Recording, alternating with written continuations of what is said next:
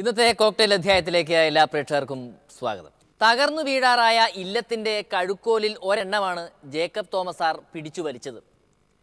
K Babu സാറിൻ്റെ അഴിമതിച്ചട്ടിയിൽ കൈയിട്ടപ്പോൾ അങ്ങനെയാണ് കരുതിയിരുന്നത്. എന്നാൽ ഇപ്പോൾ മനസ്സിലാകുന്നത് ഒരു കഴുക്കോൽ മാത്രമല്ല, ഉത്തരം ഉൾപ്പെടെ തകർന്നു വീഴ്ത്തിയേക്കാവുന്ന ഒട്ടനവധി കഴുക്കോലുകൾ വലിച്ചൂരുകയാണ് ജേക്കബ് തോമസ് സാർ.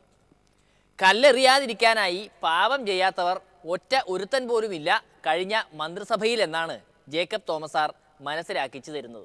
അവർ പൊളിറ്റിക്കലായിട്ട് ഇതിൽ സത്യസന്ധമല്ലാതെ വെറും രാഷ്ട്രീയ ഇതിനു വേണ്ടി നടപടികൾ ആരംഭിച്ചാൽ രാഷ്ട്രീയമായിട്ട് അതിനെ നേരിടും.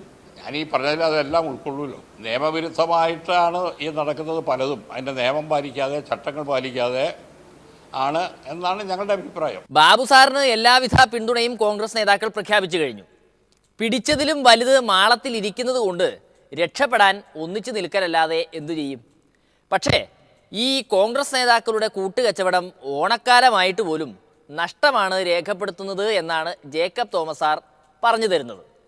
ജേക്കബ് തോമസ് ഇപ്പോൾ മലയാളികളുടെ മുത്താണ്. വിജിലൻസ് പല കേസുകൾ അന്വേഷിക്കുന്നുണ്ട്.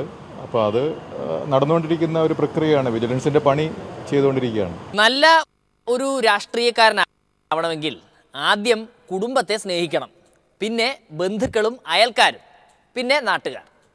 നമ്മുടെ ബാബു സാറും ഏതാണ്ട് ഈ ലൈനാണ്. പുള്ളി ഇത്രയും കാലം സ്വന്തമായി ഒന്നും ഉണ്ടാക്കിയിട്ടില്ല. എല്ലാം മക്കൾക്കും മരുമക്കൾക്കും കൂട്ടുകാർക്കും കൊടുക്കുകയാണ് ചെയ്തത്.